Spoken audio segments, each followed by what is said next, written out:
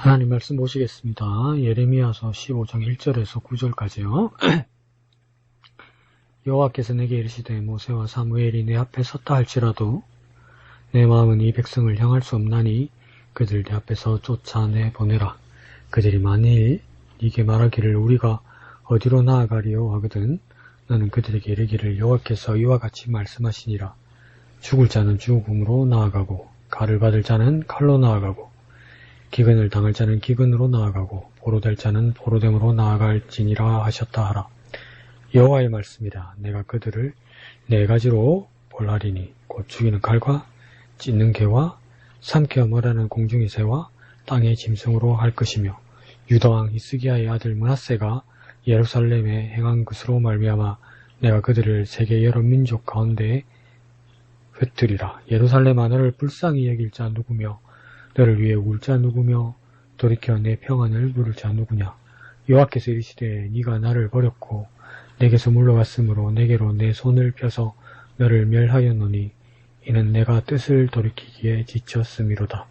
내가 그들을 그 땅의 여러 성문에서 키로 까불러 그 자식을 끊어서 내 백성을 멸하였나니 이는 그들이 자기들의 길에서 돌이키지 아니하였음이라.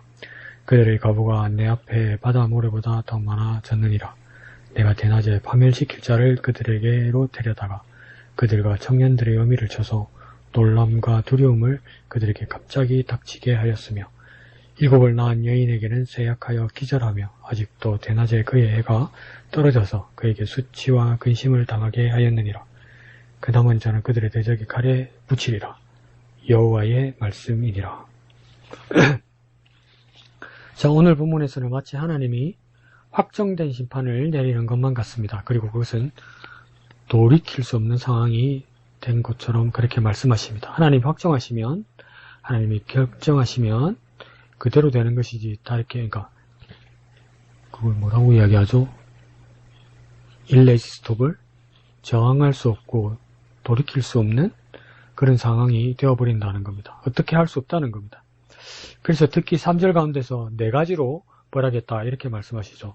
그래서 이 네 가지로 벌하는 것을 보면 우리가 평면으로 한번 상상을 해보면 한 가지, 두 가지, 세 가지, 네 가지 이렇게 많은 재앙들이 임한 것처럼 이렇게 보이기도 합니다. 그런데 이걸 두 번째 관점으로 보면 시간적으로 보면 1차, 2차, 3차, 4차에 걸쳐서 이 당하는 입장들이 계속 겹쳐져서 걷잡을 수 없는 상황, 그런 상황으로 우리가 상상해 볼 수도 있습니다. 마치 전장으로 비유하면 전장에서 1차 전투기 폭격이 나고 2차로 대형 화기, 미사일 같은 것들이 발사되고 3차로 상륙군들이 침투하고 4차로 보병이 진입하여서 마지막을 처리해 오는 것처럼 생존 또는 구원의 여지가 없을 정도로 그 정리하는 모습입니다. 하나님의 심판이 그러한 모습일 거라는 겁니다. 남는 게 없이 깨끗하게 정리할 거라는 하나님의 의지를 말씀하고 있는 것입니다. 그래서 3절 하반절에는 네 가지 벌의 구체적인 모습이 또 보이는데요.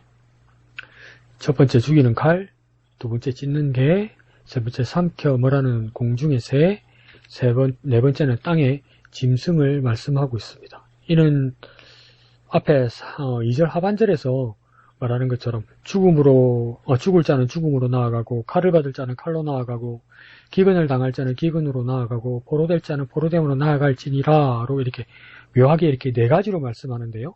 네 가지를 더 줄여서 한번 간추려서 말씀드려보면 1. 죽음, 2. 칼, 3. 기근, 4. 포로 이렇게 되어가는 모습입니다. 그러니까 죽음 다음에는 칼, 또 칼이 있어서 남은 자를 또 멸하고 또 기근이 있고 또 굶어서 흉년으로 사람들이 죽고 또 남아있는 사람들조차 포로로 끌고 가는 모습이죠.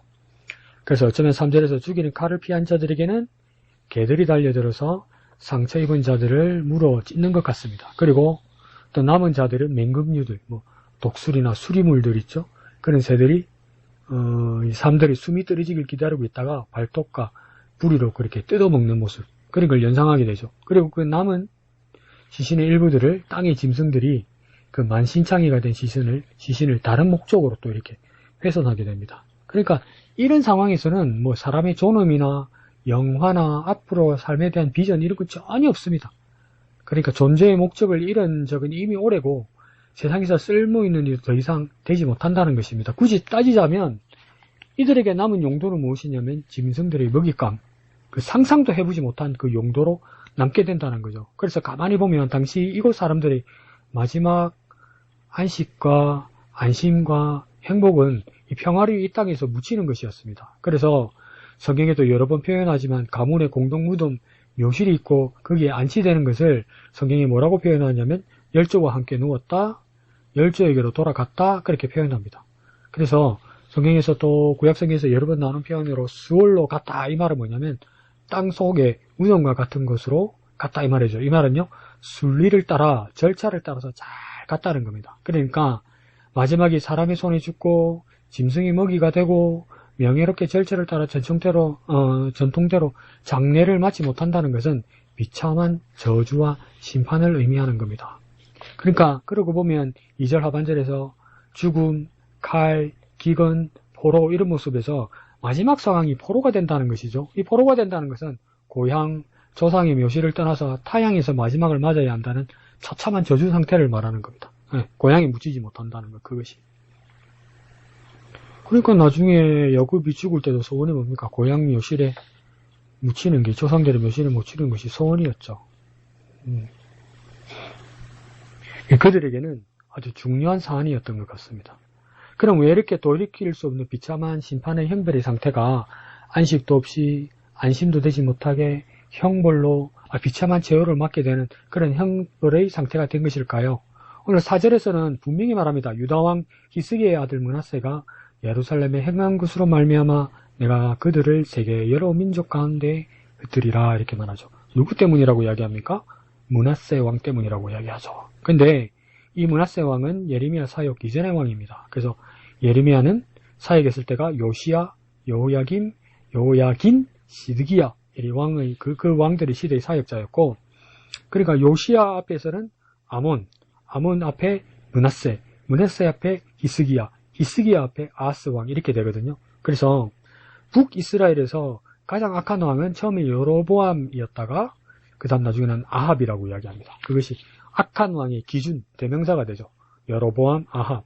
그리고 남유다 왕국에서는 무엇보다도 악한 왕의 상징은 므낫세가 됩니다. 그래서 므낫세의 제약은 나이할라기가 입이 아플 정도인데요. 므낫세는 반역과 배도 그리고 종교 혼합주의 이런 제약들이 있었습니다. 그래서 하나님을 섬기는 척 하면서 바알과 아세라 등을 섬기고 또 자신의 아들을 또 다른 신 몰렉에게 인신제사로 번제물로 바치는 일을 서스럼 없이 했습니다.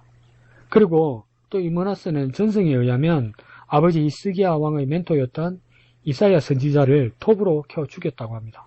그리고 게다가 이사야도 유다 지파의 왕족이었던 집안 사람 같은데요. 그를 그렇게 비참하게 죽였다는 것이죠. 그리고 그러다가 이 므낫세는 아수르 제국의 포로가 되었다가 돌아옵니다. 그래서 나중에 므낫세가 회개하고 재위 55년을 보내긴 합니다만은 그렇지만 그는 이제 악한 왕, 폭군의 그 대명사가 되었습니다. 그래서 그가 므낫세입니다. 그런데 므낫세의 선왕 히스기야가 아버지였고 집안 어른의 선지자 이사야도 있었단 말입니다. 그런데 무슨 계기가 므낫세 왕 이 사람을 이렇게 수렁으로 밀어넣었을까요? 알 수 없는 일입니다. 그럼에도 우리 집안의 무엇을 대신해서 때로는 개인 공로로 보장된 안식, 믿음, 선함, 거룩함 그런 것은 전혀 없다는 이야기입니다. 그러니까 아무리 좋은 환경이 있어도 안정권에 있다고 생각할 수 없다는 겁니다. 그러니까 므낫세가 구사일생으로 살 수 있었던 비결은 집안 때문이나 배경 때문이 아니라 후의 막급과 그 회개밖에 없었어요. 개인에게 돌아오는 것이죠. 그러다 므낫세의 재위 시기를 내가 우연히 보았습니다. 그러니까 므낫세가 12살의 보위에 올라서 67살에 숨을 거둡니다. 그러니까 12살이 뭘 알겠습니까? 그러니까 뭐 그런 실수도 할 수 있지 이렇게 생각할 수도 있는데 그래도 요시아는 7살, 8살의 왕이 되었단 말이죠. 그래서 선왕으로서 선정을 베풀고 하나님의 칭찬을 받기도 했단 말이죠. 그러니까 어떤 나이 환경에서도 하나님을 의지하고 하나님이 지혜를 주시고 인도해 주셔서 바른 판단과 선택을 하게 해달라고 간절히 기도하고 의지해야 할 것입니다. 그러니까 주님이 지혜를 주시고 바른 선택을 하게 하시고 주님이 항상 인도하소서 주님을 바라보고 주님을 구하는 저와 여러분이 되어야 할 것입니다. 그런데 사절을 잘못 읽으면 또 무슨 므낫세 왕의 업보를 백성들이 거기다가 세월이 지난 후에 후손들이 짊어지는 것만 같이 보입니다. 그러나 이 상황을 우리가 한번 잘 생각해 봅시다. 그보다는 이는 이런 악행들이 전통이 되어 후손과 이스라엘 백성들 각자의 삶에 자연스레 흡수되어서 문제인 줄도 모르고 생활화되어 버린 겁니다. 그러니까 계속 조상 때부터 해오던 것, 그것이 전통이 되어서 따라하고 해서 일상화, 생활화가 되었다는 것이죠. 자기 삶이 되었다는 것이죠. 그러니까 이번에도 이런 삶을 선택한 사람들 각자의 책임입니다. 각자의 책임. 누구의 잘못이 아니에요. 누구에게 전가할 수 있는 거 아니에요. 자기의 의지로 자기 삶이 생활화된 거잖아요. 그런데 이렇게 말씀하는 것은 므낫세에서 시작해서 똑같은 죄악을 여전히 이 시대 사람도 저지르고 있으니 똑같은 죄악에 대해서 똑같은 심판을 받을 거라는 경고입니다. 그러니까 지금 하는 일이 죄악이라는 것을 심판을 통해서 보여주고 지금 하는 것이 죄악이라는 것을 이전 므낫세 왕과 똑같은 악한 왕 므낫세와 똑같은 일을 했기 때문에 이것이 죄라는 것을 모른다고 말하지 말라는 겁니다. 자기 책임이 아니라고 말하지 말라는 겁니다. 자, 4절 하반절에 내가 그들을 세계 여러 민족 가운데 흩으리라 이렇게 말씀합니다. 이는 마치 그때 옛날에 므낫세가 범죄하여서 아수르 포로로 끌려갔던 것처럼 이제는 바벨론 제국 시대로 바뀌었어도 백성들은 똑같은 죄로, 똑같은 형태로 고향에서 쫓겨나 타국에서 포로와 종살이를 하게 된다는 것입니다. 그러니까 또 한번 확인할 수 있죠. 같은 죄에는 같은 심판이 있어 내가 무엇을 잘못한 것인지를 발견하게 된다는 거예요. 그럼 우리는 어디에 주목하게 될까요? 같은 심판. 심판에 대해서 같은 심판이 있으면 이전에 나와 같은 심판을 받은 자들이 성경에 누가 있을까? 그 죄를 보면 같은 죄를 발견하면 아, 나의 이 모습이 죄였구나 알게 된다는 거죠. 그러니까 뭡니까? 심판에도 깨달음이 있어야 된다는 것이죠. 무엇을 잘못한 것인지를 발견해야 된다는 겁니다. 그냥 살려주세요. 잘못했어요. 살려주세요. 그건 회개가 아니에요. 하나님 앞에서는 무엇을 잘못했는지를 알아야 되는 거죠. 그런데 4절 끝에 이런 말씀이 있죠. 여러 민족 가운데 흩으리라 이렇게 말씀하시죠.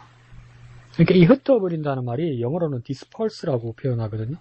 그러니까 이 우연인지 어원이 같은지는 모르겠지만 이 떠돌이 유민들을 헬라어로 디아스포라라고 부릅니다. 그러니까 요즘도 어느 나라도 해외 이민자들을 디아스포라라고 상징적으로 쓰기도 하지요. 그래서 현재도 유대인들은 본국보다 타지 이민자들이 훨씬 많습니다. 그래서 혹자는 이스라엘 외에 유대인 이민자들이 한 인구가 4배가 되지 않을까 그렇게 추정하기도 합니다. 그리고 므낫세 왕의 범죄와 같이 이것을 언급하는 것, 백성들의 죄를 언급하는 것은 그의 범죄 중에 하나가 여러 나라의 이방 종교를 하나님을 신앙하는 것과 마구 섞어서 예배하는 혼합주의였던 것처럼 이제 그 여러 나라들로 가서 떠돌면서 보호보다 오히려 학대와 서름을 받게 될 것이다 이 말입니다. 이방 종교의 특색이 뭐냐? 혼합주의라는 거죠. 혼합주의는 무엇이냐? 나 하나님 떠나지 않았다고 이야기한다는 거죠. 하나님 믿는다고 이야기한다는 것이죠. 예전에 난 하나님의 아들, 하나님의 백성이라고 말한다는 것이죠. 그런데 뭡니까? 그와 더불어 다른 종교, 다른 운세, 다른 방법, 다른 우상 같이 섬기는 거죠. 다른 신념 같이 받아들이는 거죠. 이게 다 혼합주의입니다. 여러 나라 좋은 것들 다 좋다고 생각하는 것들 다 가져와서 썼다면 그 원래인 그 근본인 여러 나라들로 너희들이 흩어질 거라는 겁니다. 디스펄스 될 것이다. 디아스포라가 될 것이다. 그래서 보호보다도 오히려 학대와 서름을 받게 될 것이다 이렇게 말하는 겁니다. 그러면 왜 이런 일이 생길까요? 첫 번째, 하나님이 없어 보호하심과 인도하심을 못 받는다는 겁니다. 하나님이 없으니까. 하나님은 형식적으로 섬기는 거니까. 혼합주의로서 하나님이라고 이름을 부르지만 자기 좋은 거 하는 거니까. 자기 좋은 것 하는 데는 하나님이 없으니까. 하나님이 없어서 보호와 인도하심을 못 받는다는 겁니다. 두 번째는요. 우상은 자체가 거짓이기 때문에 도움을 전혀 주지 못한다는 겁니다. 우상이. 그래서 헛된 우상 이런 말을 했죠. 그죠? 그래서 영어로는 베너티라고 부르나? 베이컨씨라고 한번 써볼까요? 베이컨씨 텅빈. 수구라면 인베인 이런 말 쓰죠. 헛된, 무용한 이런 말 쓰죠. 겉모양은 뭐 있는 것 같은데 속에 내실이 실속이 아무것도 없어서 능력이 없어서 아무것도 못 해준단 말이에요. 그 전혀 도움을 못 받는다는 겁니다. 우상은 죽었으니까. 세 번째는요, 이방 나라들은 힘없는 이스라엘을 무시하고 학대하고 종으로 부릴 것이라는 겁니다. 하나님 없죠. 헛된 우상 붙들고 있죠. 아무 힘도 아무것도 없잖아요. 그러니까 이것을 본 이방 나라들이 그러니까 힘없는 이스라엘을 무시하고 학대하고 종으로 부린다는 겁니다. 그 기회를 불신앙으로 제공했다는 것이죠. 문제는 단 한 가지였습니다. 하나님을 떠나 하나님을 도움을 받지 못하니 오히려 악한 사단, 마귀의 권세의 공격을 받는 겁니다. 하나님을 떠나니까 하나님의 도움을 받지 못하고 하나님이 안 계시니까 대신 마귀가 공격을 한다 이 말이죠. 그래서 그런 말도 있잖아요. 집 떠나면 개고생이라더니 하나님 떠나면 멸망입니다. 집 떠나면 개고생이고요. 하나님 떠나면 멸망입니다. 하나님 떠나면 멸망입니다. 하나님께로 그러니 우리는 돌아가야 됩니다. 함께 하시는 하나님과 우리는 함께하는 저와 여러분 되시기를 부탁드립니다. 5절에는 묻기를 불쌍히 여길 자가 누구며 평안을 물을 자가 누구냐 이렇게 하고 도전하십니다. 그런데 6절을 보니까 그를 보는 오직 여호와 하나님이신 것 같습니다. 그러니까 하나님 이제 더 이상 불쌍히 여기지도 않으시고 평안을 묻기도 안 하시고 그렇게 안 하기로 하나님께서 결정하셨다고 이야기합니다. 그 이유는요, 6절 끝에 돌이키기에 지쳤다 이렇게 말하는 거죠. 그 이유가 또 7절 끝에 나오죠. 그죠? 그들이 자기 길에서 돌이키지 아니하였기 때문이다. 다시 한번 생각해보면 하나님은 매번 심판과 형표를 취소하면서 뜻을 돌이켰는데 범죄한 백성들은 돌이키지 않고 여전히 그 제약자리에 남아있었다는 겁니다. 야, 이거 하나님 얼마나 무한하고 황당하시겠습니까? 하나님 돌이켜서 돌아봤는데 저쪽에서 등 돌리고 있더라는 거죠. 하나님, 이게 한두 번도 아니고 이제는 지쳤다고 말씀하는 겁니다. 어쩌면 하나님은 몇 번이고 멸하시려는 계획을 취소하고 돌이켰는데 돌아온 백성은 또다시 범죄의 자리로 돌아갔다는 겁니다. 돌고 돌아서 완전히 돌아버린 것 같네요. 그죠? 그러니 6절 끝에 하나님이 지쳤다고 돌아하십니다. 하나님께 사람들이 너무한 겁니다. 이거 하나님의 마음을 번아웃하게 하고 탈진하게 만든 겁니다. 더 이상의 여지가 없게 만든 것입니다. 그러니까 고무줄도 스프링도 처음에는 탄성이 있어서 당기고 밀면 본래 자리로 놓으면 다시 돌아가지만 자꾸 그것도 무리해서 그렇게 하면 본래 자리로 돌아가지 못합니다. 늘어나버리거나 줄어들어서요. 그렇게 우리의 제약이 하나님과 우리 사이에 언약 관계를 망쳐버린 겁니다. 무엇이요? 우리의 제약이. 그러니 이제 우리에게 남은 일은 8절에 대낮에 파멸시킬 자가 놀람과 두려움으로 갑자기 닥치게 된다. 대비할 게 없다는 거죠. 대비하지도 못했는데 갑자기 나타난다는 거죠. 파멸이. 왜 대비하지 못했을까요? 예레미 외에 거짓 선지자들이 그렇게 말해준 거예요. 괜찮다, 괜찮다, 은혜로다, 은혜로다 이렇게 말해준 거예요. 그러니까 대비하지 않죠. 뭐가 복음이고 뭐가 비관적인 경고인지는 모르겠지만 한쪽이 기울었을 때 듣기 좋은 것도 사람을 멸망시킨다는 것이죠. 9절에는 아직도 대낮인데 해가 떨어지고 수치와 근심을 당하는 겁니다. 대낮이니까 아직 많이 남았다 이렇게 생각했단 말이에요. 많이 남았다. 그러니까 해가 뚝 떨어져 버리더라는 거죠. 갑자기 쑥 어두워져 버렸다는 거죠. 그러니까 그래서 수치와 근심을 당한다는 겁니다. 10절에요. 남은 자에게 생존이 보장되지 않고 대적에 칼에 붙여 마지막 심판을 합니다. 근데 이런 말씀들이 10절 끝에는요, 빈말이 아니라 여호와의 말씀이라는 도장이 찍힙니다. 이건요, 하나님이 꼭 그렇게 하시겠다는 하나님의 의지이고 하나님의 장담입니다. 믿음이 조금이라도 있고 믿음이 경험이 있는 분이면 분명하게 기억합시다. 하나님이 결단하셨다고요. 하나님께서 결정하셨다고요. 하나님께서 하기로 하셨다고요. 무서운 이야기죠. 그럼 어쩌다 상황이 이렇게 되어버린 것이죠. 우리 1절로 돌아가서 가운데 보면 하나님이 이렇게 말합니다. 내 마음은 이 백성을 향할 수 없나니. 그러니까 하나님의 마음이 이스라엘을 떠났습니다. 하나님의 마음이 떠났다고요.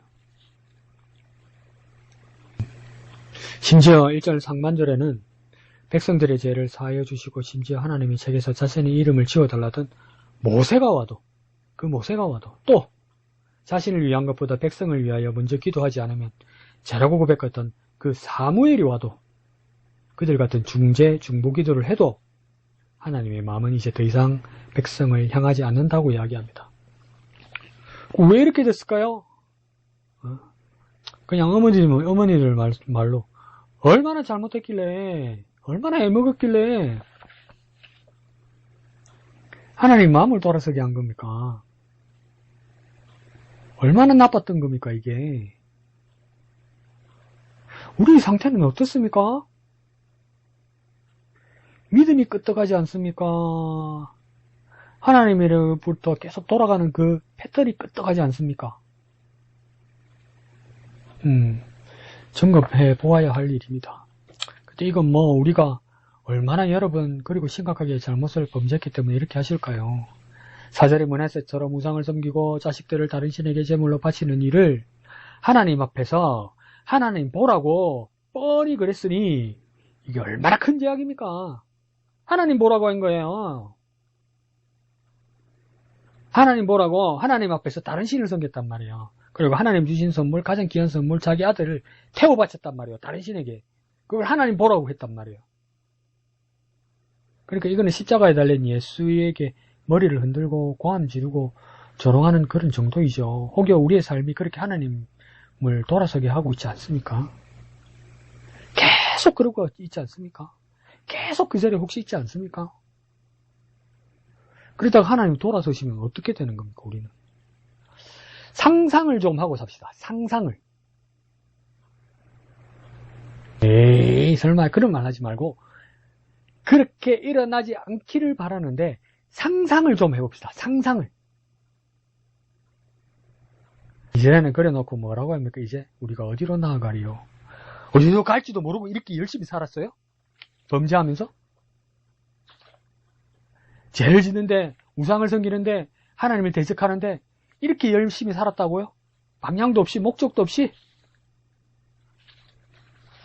눈앞에 우상 섬기는 것만 가지고? 이렇게 되면 내 잘못은 두고 또 막막하고 두렵지요.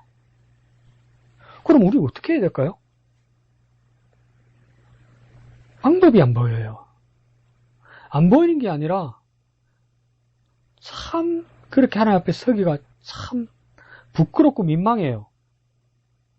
그렇지만 우리는 다시 이렇게 고백하고 다시 기도하며 나아가는 방법밖에 없습니다.